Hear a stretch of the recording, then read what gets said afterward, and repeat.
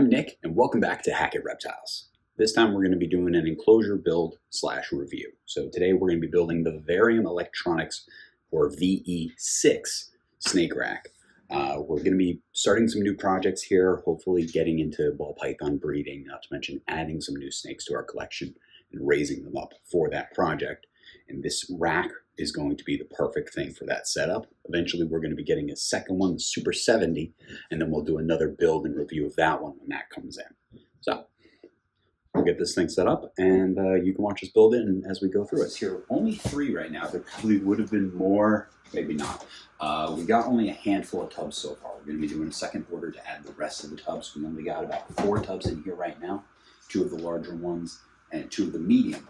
The main 2 boxes, this guy, are actually the rack itself. Now, the rack should come pretty much with everything you need to build it, minus 2 components. The 2 things you're going to need is a thermostat, preferably a dimming, but on-off works just fine. For heat mats, you don't want to be using an on-off thermostat with like a heat lamp. We're going to be using the Retiles dimming thermostat. We're going to be giving this one a try. I haven't used this brand before, but we're going to have the snake rack set up for a couple of days before we actually get the snake itself. So we're going to be able to monitor it, make sure everything is working right for what we need. And then you're going to need a drill or a hand screwdriver to build it in addition. Hopefully in the future, we'll get the VE thermostat that they sell. That's supposed to be a really good one. Not to mention they have a couple of different models with different probes that have different features. Most thermostats you buy for like 15 to 20 bucks are on-off. Then you have some dimming, but the Herbstat and the Vivarium electronics have pulse proportional, which sends out pulses. It's got dimming, which keeps it going at a steady rate, keeping that temperature, and then you have on-off. The problem with on-off mainly is just when you have on-off, your temperatures fluctuate a couple of degrees. There's the thermostat tells you when the temperature is dropped too far, and then it turns the heat back on. And once it gets to a certain temperature, it turns it off, and it kind of teeters between those. So the dimming should prevent that, but we're going to see how good this one is. So open this thing up.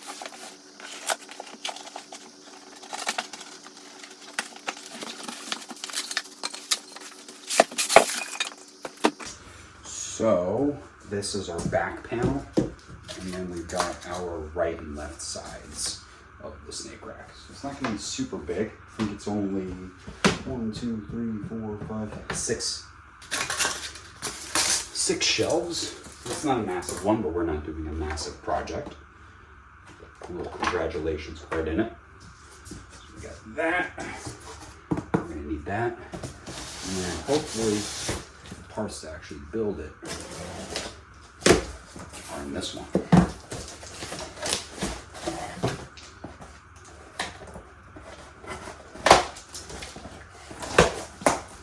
There we go. So we got 4-inch heat cable that's going to be running across the belly of all the snake racks. I personally prefer belly heat over back heat.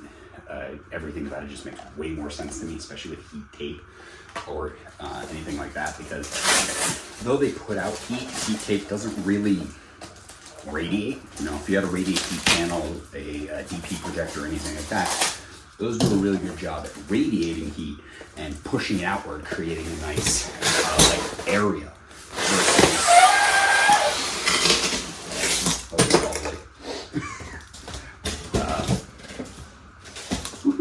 versus a heat mat or heat tape or anything like that. Really just creates that localized basking spot. So you really, in my opinion, you get way better with belly versus back mounted.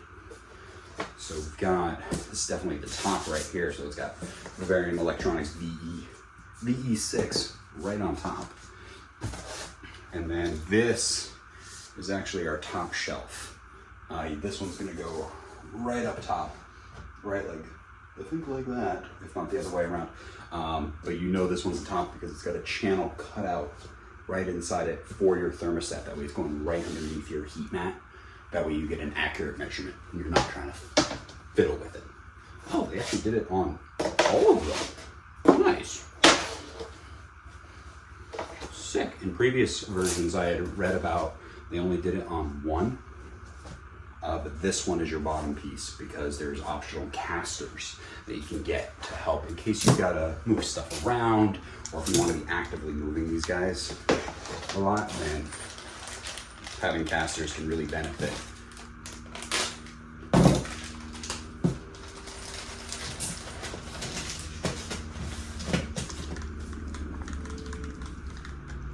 Okay, that's just some tape for adhering things down, whether it be the thermostat probe or different areas of it.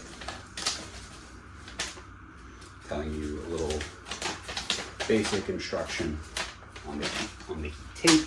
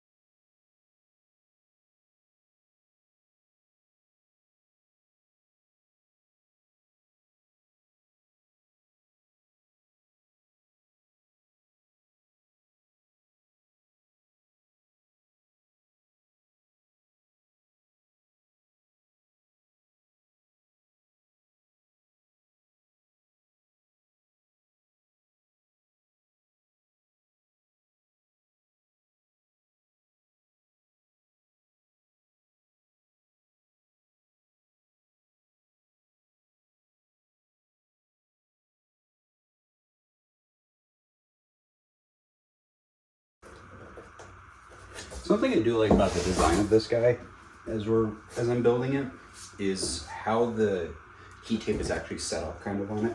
Because theoretically, if you were setting this up differently, or let's say you wanted a snake rack, but you didn't want to do it, let's say you only wanted to have snakes on the top 3 or only on the top 2, you don't technically need this full roll. You could do it in a weirder way or a different way. You could just, and the heat tape strings in between, but you could theoretically actually just put a strip of heat tape right on the top and just have the top heated, or have it just stop here and have only the top 2 heated.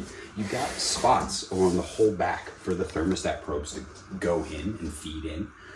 So I've got the roll for the entire rack because that's our goal, is to fill this rack eventually with like baby snakes and different things like that. But if that's not your goal and you wanted to only use the top 2 and then have the bottom 4 for storage, for storing your supplies, cleaning things, tongs, hides, all sorts of stuff like that, you could absolutely do that. There's space in here in the way it's designed that you could set it up for only a couple of these to actually be heated. And because there's a probe spot on every single shelf, you can choose where you want it to be heated. If you want to only set up the bottom 3 for heat, you can absolutely do that. And then you can put your probe on one of the bottom 3 shelves. If you want only the middle one for some reason, you can do that. You can put the heat tape in right through the side, have the plug running off, and then just have the probe in there. So it really allows for quite a bit of flexibility as to what you want. Looks like each of the shelves are held in place with 6 screws, 2 on each side and 2 on the back.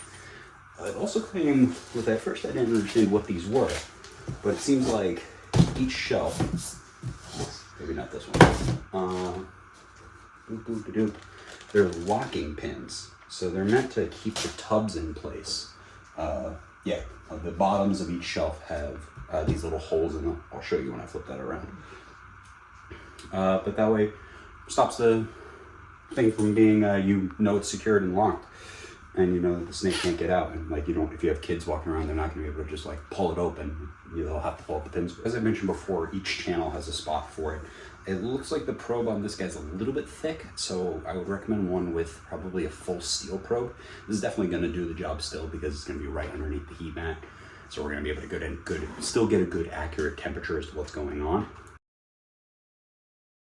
The most tedious part of this whole build is I'm going to have to thread this heat tape through the whole thing.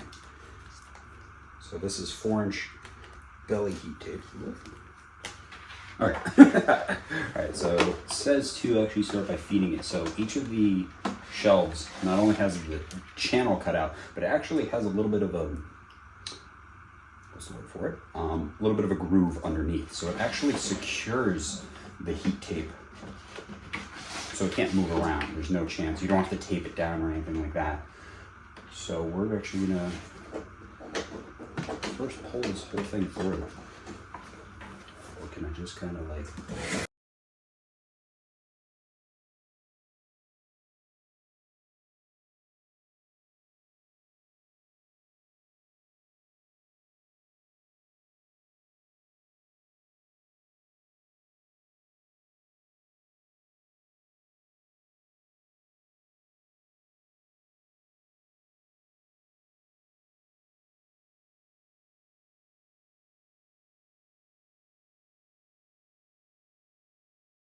All right, so you're just watching me struggle to try to build this thing, but we got there together. So good work, both you and I. But overall, pretty good, solid. Like, I do like the construction. We've got it currently situated with the thermostat. It's already at 90 degrees in there. So we'll definitely let that heat up, get the tubs up to temperature, let them sit for a bit. But the construction overall seemed pretty easy. Given the price of these guys comparative to some of the way bigger ones and from the larger companies, it's great for an introductory snake rack. It really does what we need, and if we do ever expand, the fact that these are stackable is awesome, and that we can add casters onto it. That way we can roll them around, put some wheels on it, stack another one up. You're fitting tons of snakes in here. Really awesome, and I really do love the fact that it's got 3 sizes of bins that can fit comfortably in here. Really awesome for new breeders, new keepers, and for people who want to expand their collection. We're really into the rack system. I love keeping my animals in enclosures, but for the purposes of raising them up, not going through multiple size enclosures and temporary setups, and also for when you have just new hatchlings and you're really unsure of how long you're actually going to keep them, whether or not you are going to hold them back or not, or you are going to be selling them. So you just need to keep them for 2 months in order to make sure that they're all feeding properly and they get a couple of good sheds out of them, stuff like that. This seems like an awesome thing. And once we get the V70, this V Super 70 from Vivarium Electronics, we'll give you guys a whole build of that. It's probably going to be very similar to this one. Going to give you guys another build and what our opinions are of that one as well. So thank you guys for watching. Please leave a like and a comment down below and let us know what you think, and let us know what you'd like us to look at or talk about next. Give us a subscribe and stay tuned for what's next in our channel and what we're going to bring you next. So we'll see you in the next one.